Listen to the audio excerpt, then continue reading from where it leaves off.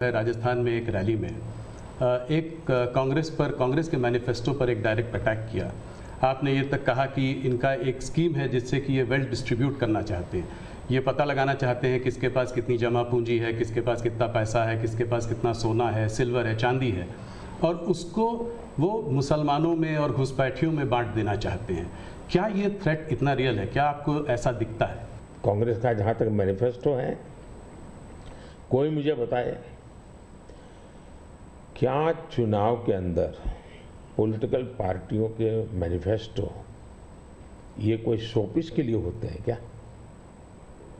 सचमुच में तो मीडिया का काम है कि हर एक पॉलिटिकल पार्टी के मैनिफेस्टो की बारीकी से जांच पड़ताल करे।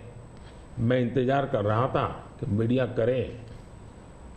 पहले दिन मैंने एक कमेंट तो कर दिया था जी, मैं कोई आज कर नहीं रहा जी, कि भाई मुझे मैनिफेस्टो देख करके लगता है कि इस पर पूरी तरह मुस्लिम लीग की छाप है।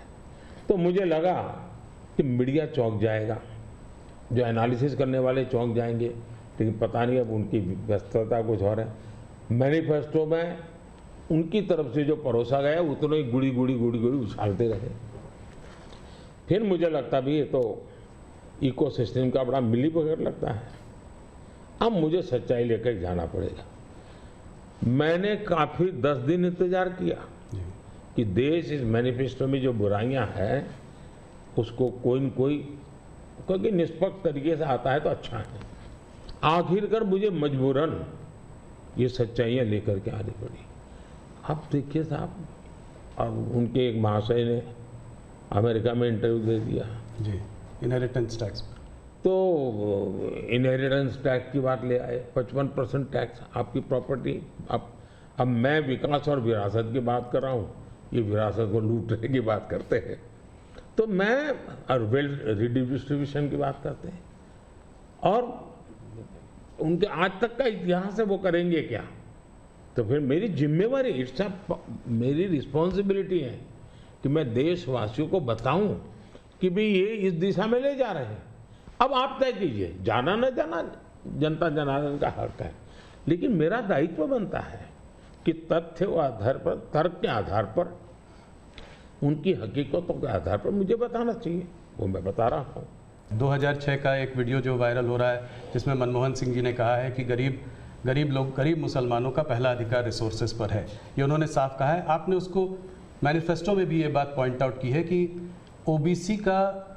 ओबीसी रिजर्वेशन का जो है पार्ट लेकर वो मुसलमानों को दे देना चाहेंगे, और 2004 से 2014 के बीच में उन्होंने 4-5 बार ऐसा करने की कोशिश की भी है। अरे भाई, ये तो बड़ा इंटरेस्टिंग सवाल आपने पूछा है।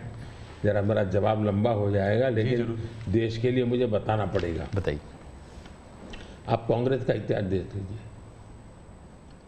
90 के दशक से ये मांग उठी है देश में। समाज का एक बहुत बड़ा तबका है जिसको लगता था कि हमारे लिए कुछ होना चाहिए, उसके लिए आंदोलन हुए हैं। 90 से पहले कांग्रेस ने पूरी तरह इस बात को खारिज कर दिया, उसका विरोध किया, उसको दबाने की कोशिश की है। यानी 90 के पहले का उनका दशक है। फिर उनको जितनी भी कमीशन बने, जितनी कमेटियां बनाई, उसके भी रिपोर्ट्स ओबीसी के विचार के पक्ष में आने लगे। अब उनके सिफारिशों को भी वो नकारते रहे, रिजेक्ट करते रहे, दबाते रहे। 90 के दशक में उनको लगा कि भी अब इसको जरा उनकी वोट बैंक की राजनीति के अनुसार उसको टर्न दिया जाए। उन्होंने पहला पाप किया क्या? 90s के दशक में कर्नाटका में उन्होंने धर्म के आधार पर, आपको याद होगा, कर्नाटका में उन्होंने धर्म के आधार पर मुसलमानों को ओबीसी घोषित कर दिया। यानी देश के ओबीसी को नकारना, उस विचार को दबाना, उस विचार को रिजेक्ट करना, लेकिन राजनीति खातर मुसलमानों को ओबीसी घोषित कर देना। केंद्र से कांग्रेस गई, 2004 तक ये प्लान ठप रहा, उनका इरादा पक्का नहीं हुआ। 2004 में वो फिर आए, तो आते ही आंध्र में मुस्लिम को ओबीसी कोटा ये देना तय कर लिया। मामला कोर्ट में जाके उलझ गया। अब ओबीसी के 27% जो आरक्षण में मिला हुआ है, भारत के संसद ने दिया है, संविधान के मूलभूत भावना के प्रकाश में दिया है। 27% शहद लगाने की उन्होंने तैयारी कर दी, डाका डालने की कोशिश की। 2006 में नेशनल डेवलपमेंट काउंसिल की मीटिंग हुई थी एनडीसी की। मनमोहन जी के बयान पर बहुत बड़ा हंगामा हो गया। 2 साल कांग्रेस पूरी चुप रही। 2009 के घोषणा पत्र में फिर से इसका जिक्र किया। 2011 में कैबिनेट नोट है इसका। 2011 के कैबिनेट नोट में ओबीसी के 27% हिस्सा डाका डाल करके उसमें से मुसलमानों को दे देना उन्होंने तय किया जी।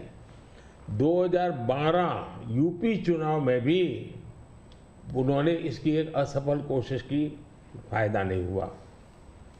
2012 आंध्र हाईकोर्ट ने इसको रिजेक्ट कर दिया, रद्द कर दिया, कानूनी जजमेंट आ गया। एससी में गए, सुप्रीम कोर्ट में गए, वहां भी उनको कोई रिलीफ नहीं मिला। 2014 के घोषणा पत्र में भी धर्म के आधार पर आरक्षण की बात कही है, जबकि हिंदुस्तान का संविधान जब बना तब तो कोई आरएसएस वाले, बीजेपी वाले संविधान सभा में नहीं थे। बाबा साहब आम्बेडकर जैसे लोग बैठे थे, पंडित नेहरू जैसे बैठे थे, सरदार वल्लभ भाई बैठे थे, देश के कई महापुरुष बैठे थे। उन सब ने लंबे चिंतन के बाद तय किया था कि भारत जैसे देश में धर्म के आधार पर आरक्षण नहीं दिया जा सकता। 2024 के चुनाव में आप देख रहे हैं उनका मैनिफेस्टो, और मैंने कहा इस पर पूरी तरह मुस्लिम लीग की छाप है, यानी मुस्लिम लीगी नीतियां उन्होंने अपनाना शुरू किया। अब ये जो उन्होंने स्थितियां बनाई हैं, मुझे बताइए कि देश के लोगों को ये जिस प्रकार से संविधान की धज्जियां उड़ा रहे हैं, जिस प्रकार से लोग बाबा साहब आम्बेडकर को अपमानित करते हैं, एससी एसटी के आरक्षण पर भी खतरा तलवार लटका देते हैं, ओबीसी का तो जीना मुश्किल कर देंगे। क्या मुझे देश की जनता को प्रशिक्षित करना चाहिए कि नहीं करना चाहिए? मैं सभी जो भी विद्वान लोग हैं, जो कलम के धनी हैं, जो निष्पक्ष हैं, उनका ये दायित्व बनता है कि ऐसे समय देश को वो एजुकेट करें, सही चीजें बताएं।